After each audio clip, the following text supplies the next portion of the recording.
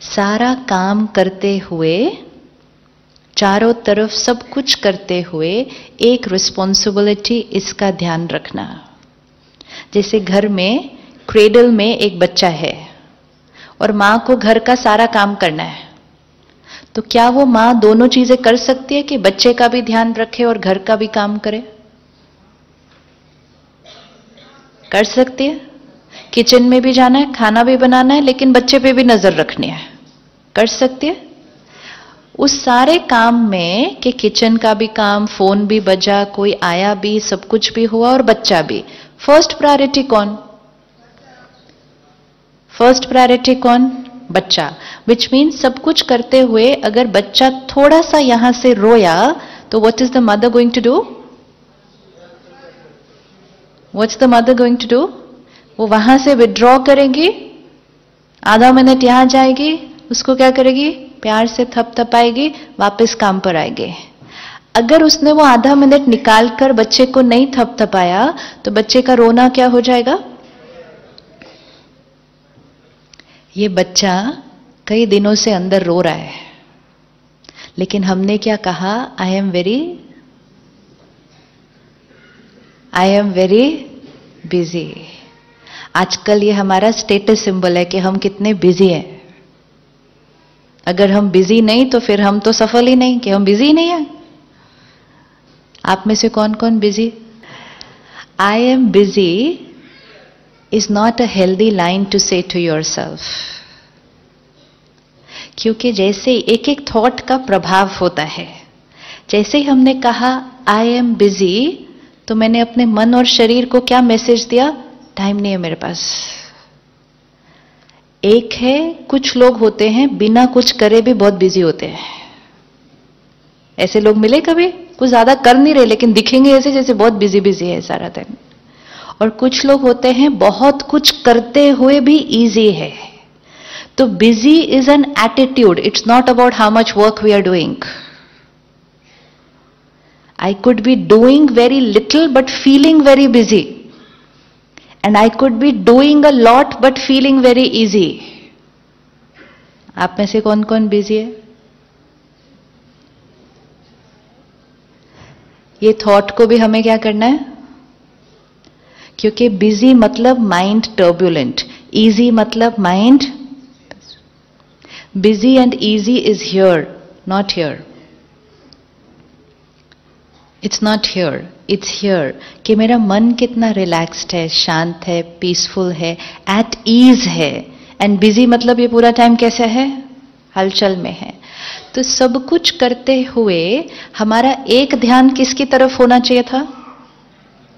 इस बच्चे की तरफ। ये भी काम करना है, ये भी काम करना है, ये भी काम करना है, ये भी करना है, पेशेंट भी मिलने हैं, सर्जरी भी करनी है, घर भी जाना है, सोशल वर्क भी करना है, सब कुछ करना है, लेकिन एक नजर किसकी तरफ? अगर ये बच्चा बीच में से थोड़ा सा रोया तो हमें क्या करना था? जस्ट विड्रॉ और यहां देखना क्या हुआ, क्या तंग कर रहा है। तो ये मन कहेगा उसने आज मेरे से ऐसा कहा, तो उसको बैठ के आंसर देना था। हमने रुक कर इस मन से बात नहीं की, इसको आंसर नहीं दिए। ये पहले थोड़ा रोया तो समाज में टेंशन आई, फिर ये थोड़ा ज्यादा रोया तो समाज ने वर्ड क्रिएट किया स्ट्रेस, फिर आज ये इतना जोर से रो रहा है तो समाज ने एक वर्ड क्रिएट किया डिप्रेशन। दिस इज साइन कि हमारा मन का रोने का वॉल्यूम क्या होता गया। अगर हम टेंशन पर ही जाकर इसको थपथपा देते थोड़ा सा तो ये वहीं चुप हो जाता, लेकिन हमने कहना शुरू किया स्ट्रेस तो नेचुरल है। तो हमने मन के रोने को ही नेचुरल कहना शुरू कर दिया। स्ट्रेस नेचुरल है, स्ट्रेस नेचुरल है, स्ट्रेस नेचुरल है। अभी श्योर नहीं है क्या बोलना है, क्योंकि मन कहता है हाँ नेचुरल है, घर जाके तो होता ही है, फिर यहां आंसर कैसे करे ये वाला ऐसा। स्ट्रेस नेचुरल है। हम में से कौन कौन क्रिएट करता है स्ट्रेस?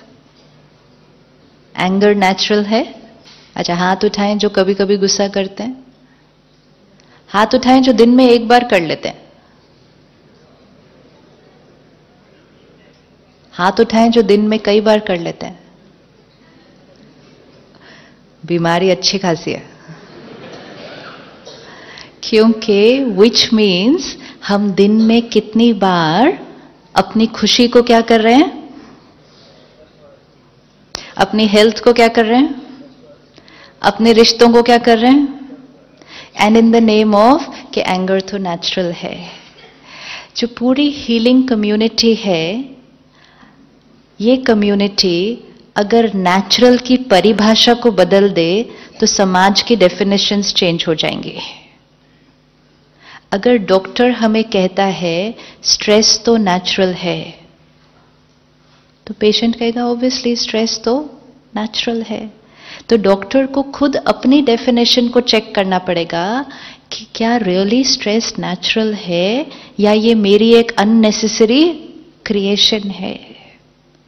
किन वजह से स्ट्रेस क्रिएट होता है, just check normal day to day routine में किन वजह से स्ट्रेस क्रिएट होता है। स्ट्रेस क्रिएट होता है तो गुस्सा भी आ जाएगा, irritation, they all one chain. ये पूरी एक फैमिली है,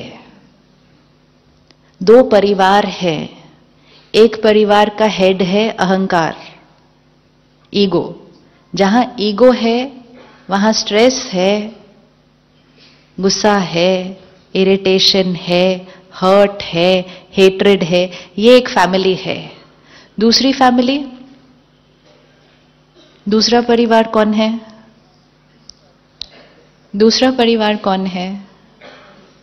जहां पीस है, लव है, कंपैशन है, केयर है। ये दो परिवार है।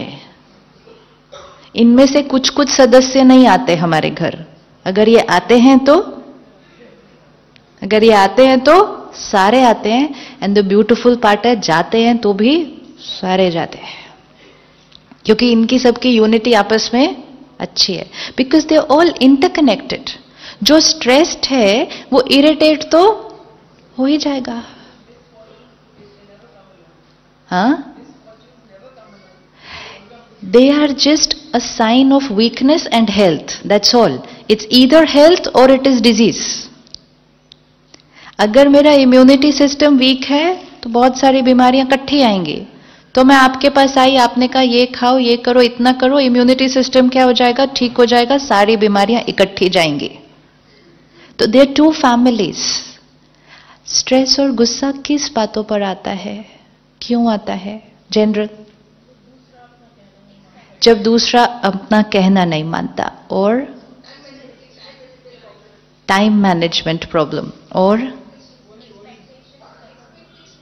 लोग हमारी एक्सपेक्टेशंस को मीट नहीं करते। अच्छा, और फाइनेंशियल अप एंड डाउन, और lack of confidence. Anything else? Stress होता है, गुस्सा आता है, कब? पूरा सीन माइंड की स्क्रीन पर सामने लेकर आइए। जब लास्ट गुस्सा क्रिएट किया था, सीन क्या था, परिस्थिति क्या थी, सामने वाले ने कैसा व्यवहार किया था, और हमने कैसे रिएक्ट किया। पूरी सीन को देखें। अब इस सीन को थोड़ा सा रिवाइंड करके फिर से देखें।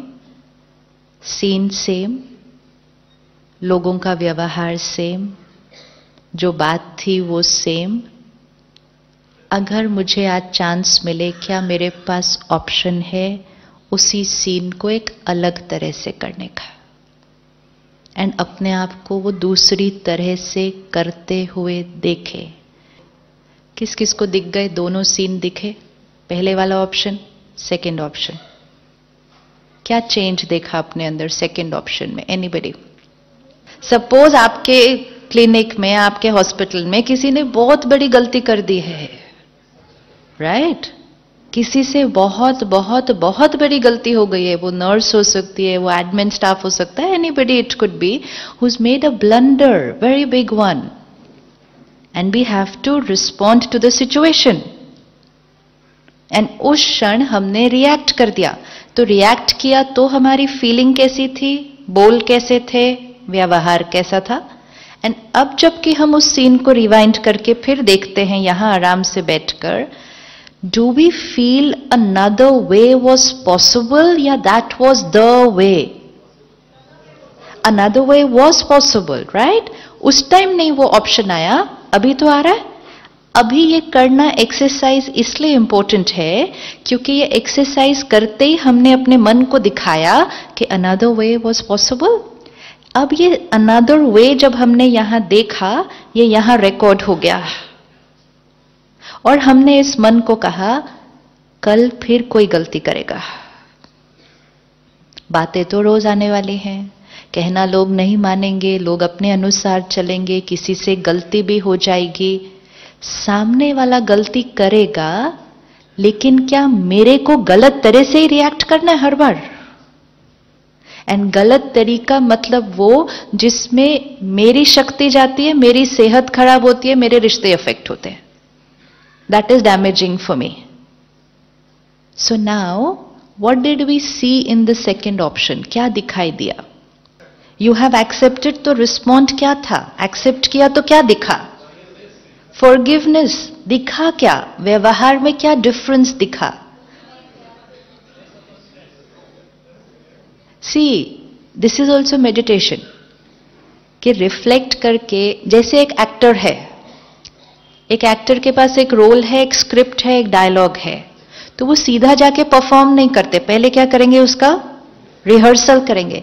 तो रिहर्सल में वो पूरा देखेंगे ना कि ये सीन होगा, हम कैसे एक्ट करेंगे इसको। ये जो अभी हमने किया, ये भी एक रिहर्सल है कि सामने वाला गलती करेगा। या कुछ ऐसे लोग होते हैं जिनका कोई एक टिपिकल संस्कार होता है जिसको लेकर हम रोज ही एक बार इरिटेट हो जाते हैं। आपके आसपास कोई ऐसा है ना? वो फिर हम कल शाम को देखेंगे क्यों ऐसे हैं वो। अगर वो थोड़े से बदल जाते तो जीवन क्या हो जाती? But people are not going to change, they are comfortable the way they are. I will have to adopt how to be with them but not deplete my energy टप टप टप टप टप, राइट? अब जब वो ऐसा करेंगे, वो गलती करेंगे, What is my response? क्या देखा अपने आप को? एक्सेप्ट किया तो रिस्पॉन्स कैसा था? माइंड कैसा था? फेस कैसा था? वर्ड्स कैसे थे? बिहेवियर कैसा था? पूरा देखना है, एनालिसिस। क्या दिखा? पूरा देखना है। मन कैसा था उस अप्रोच में? स्टेबल। पहले वाले ऑप्शन में मन कैसा था? राइट? हाँ। चेहरा ऑब्वियसली कैसा हो जाएगा? है ना? अच्छा, शब्द भी कैसे निकलेंगे फिर? रफ।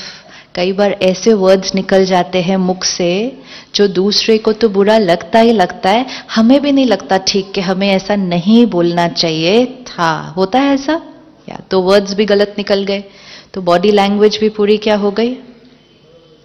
ये जब हम ऐसे गुस्सा कर देते हैं तो ज्यादा नुकसान किसका होता है? जो गुस्सा करता है या जो डांट खाता है? श्योर? आप डॉक्टर हैं तो आप बताइए, गुस्सा करने वाले का क्या क्या नुकसान होता है?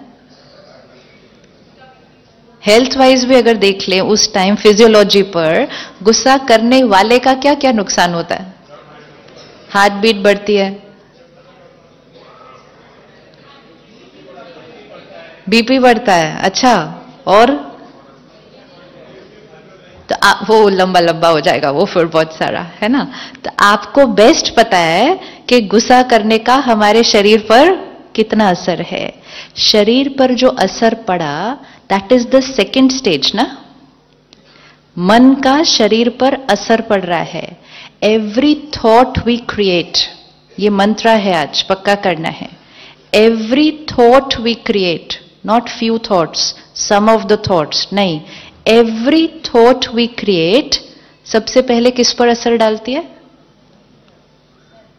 हर थॉट जो हम क्रिएट करेंगे सबसे पहले किस पर असर डालेगी? सबसे पहले यहां पर असर डालेगी कि how will I feel. Suppose हम इस हॉल में एंटर हुए और हमने एक थॉट क्रिएट की, कितना सुंदर हॉल है, जस्ट एक थॉट। तो जैसे हम ये थॉट क्रिएट करेंगे कितना सुंदर हॉल है, we will feel nice, right? That's one.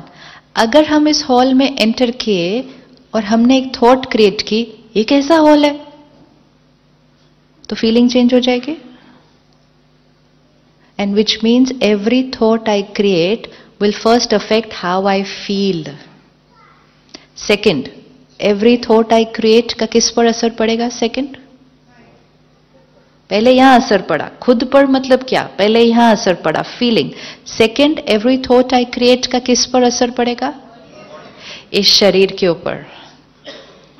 हमारा शरीर एक भी थॉट के प्रभाव से बच नहीं सकता। आज आपके हॉस्पिटल इतने जो भरे हुए हैं और आप सब इतने जो सक्सेसफुल हैं, और आने वाले समय में 100% है कि और ही सक्सेसफुल होने वाले हैं, ये भी सर्टेन है। एक ही इंडस्ट्री है जिसको कोई टेंशन नहीं होनी चाहिए अपने फ्यूचर की, क्योंकि जितना कलयुग बढ़ता जाएगा उतना लोगों की सोच क्या होती जाएगी, और नेगेटिव होती जाएगी, उतनी बीमारियां क्या होंगी, बढ़ती जाएंगी। आज ट्रीटमेंट इतनी सारी हो गई लेकिन बीमारियां उतनी ज्यादा बढ़ गई, because our body can not escape the influence of a single thought. तो मन पर असर, शरीर पर असर, फिर every thought will have an effect on, every thought will affect on, every thought will have an effect on the person for whom it was created. हम जो थॉट क्रिएट करेंगे वो एक एसएमएस की तरह, एक व्हाट्सएप की तरह चला गया। कई बार क्लिक होने के बाद लगता है, लेकिन उतनी देर में तो वो चला गया। मतलब थॉट क्रिएट की तो वो चली गई। तो पहले यहां पर असर, फिर यहां पर असर, फिर रिश्ते पर असर, एंड चौथा वातावरण पर असर। My every thought. Kalyug Kalyug क्यों बन गया? क्योंकि जब हमने कहा stress natural, anger natural, hurt natural, तो हमने अपने आप को ऐसी थॉट्स क्रिएट करना अलाउ किया। तो फिर हमने कहा बीपी नेचुरल, डायबिटीज नेचुरल। हर साल हम एक नया फिगर दे देते हैं कि इस साल हम कहां पहुंचे, यहां। रिश्तों में फिर हमने कहा डिवोर्स होना नेचुरल। और वातावरण, प्रकृति तो हमारी देखो रोज हमें आंसर देती है, हमने कहा नेचुरल। अब परमात्मा ने कहा ये कलयुग कब तक ऐसा चलेगा? आज सुबह थी, फिर दोपहर हुई, फिर अभी शाम हुई, थोड़ी देर में रात हो जाएगी, फिर रात के बाद घोर रात्रि हो जाएगी, लेकिन फिर घोर रात्रि के बाद, घोर रात्रि के बाद सुबह होनी ही होनी है। परमात्मा ने आकर जो बहुत सुंदर बात सब बच्चों को बताई कि इस सृष्टि पर पहले सुबह थी, फिर दोपहर हुई, फिर शाम हुई, और अब ये सृष्टि की रात है। मतलब इस सृष्टि पर सतयुग था, त्रेता युग था, द्वापर युग था, अब कलयुग है। और अब हम कहते हैं घोर कलयुग, कहते हैं ना घोर कलयुग। अब घोर कलयुग के बाद क्या आएगा? घोर कलयुग के बाद क्या आएगा? है ना, घोर कलयुग के बाद सतयुग आएगा। अब दो लाइनें हैं, बताना कौन सा राइट है, कि सतयुग आएगा या सतयुग हमें लाना है? सतयुग हमें लाना है। कैसे लाएंगे? कैसे लाएंगे? Every thought is going to affect how I feel, how the body is, how my relationship is, how my environment is. जब थॉट नकारात्मक थी तो फिर हमने कहा डिप्रेशन स्ट्रेस नेचुरल, बीमारियां नेचुरल, रिश्तों में टकराव नेचुरल, कलयुग नेचुरल। अब हर थॉट जब प्योर होगी तो आत्मा शक्तिशाली नेचुरल, शरीर हेल्दी नेचुरल, रिश्ते ब्यूटीफुल नेचुरल, एंड सृष्टि पर सतयुग नेचुरल। आपको पता है सतयुग में डॉक्टर नहीं होंगे?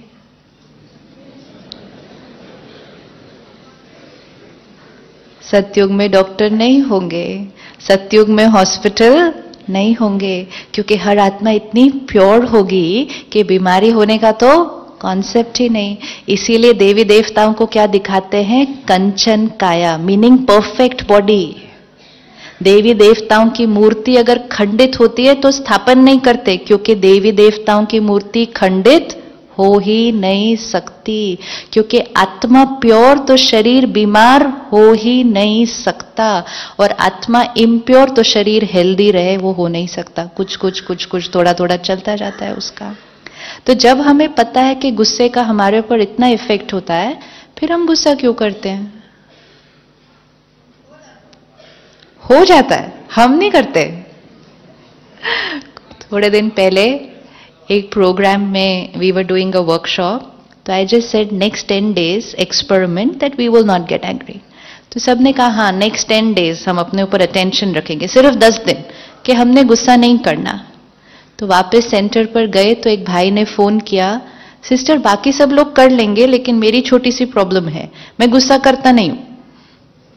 वो तो अपने आप आता है, तो मैंने क्या करना है? वो लोग तो ध्यान रख लेंगे, मुझे क्या करना है? मैं करता नहीं हूं, वो तो अपने आप आ जाता है। गुस्सा हम करते हैं या अपने आप आ जाता है? गुस्सा हम करते हैं या अपने आप आ जाता है? यहां से वापस जाने के बाद काम करना है, करवाना है, बच्चों को संभालना है, लोगों को चलाना है, सब कुछ करना है, बट विदाउट यूजिंग दिस डिप्लीटर। ये डिप्लीटर है जो हमारी एनर्जी को क्या करता है? वेस्ट, हमारी हेल्थ को अफेक्ट। क्या ये पॉसिबल है कि हम इसके बिना चलेंगे? जैसे ही माइंड को एक थॉट दिया, ये बहुत मुश्किल है, क्या हो जाएगा? एक एक थॉट इतनी ध्यान से करनी चाहिए। दुनिया में सिखाते हैं सोच कर बोलो, परमात्मा कहते हैं सोच कर सोचो। क्या सोच दिया? अगर आप किसी बच्चे को कहो ये उठाना, और साथ में आपने उसको एक मैसेज दिया, लेकिन है बहुत मुश्किल, पता नहीं तुमसे होगा कि नहीं होगा, तो वो बच्चा कर पाएगा उसको? तो जैसे ही आपने उसको कहा उसको उठाना, और अगर उसको लग भी रहा होगा कि थोड़ा मुश्किल है, आप इमीडिएटली सेकंड थॉट उसको क्या देंगे? बहुत ईजी है, उठाओ, I am there with you, come on, वो कर लेगा। एक एक थॉट अपने आप को क्या देने हैं?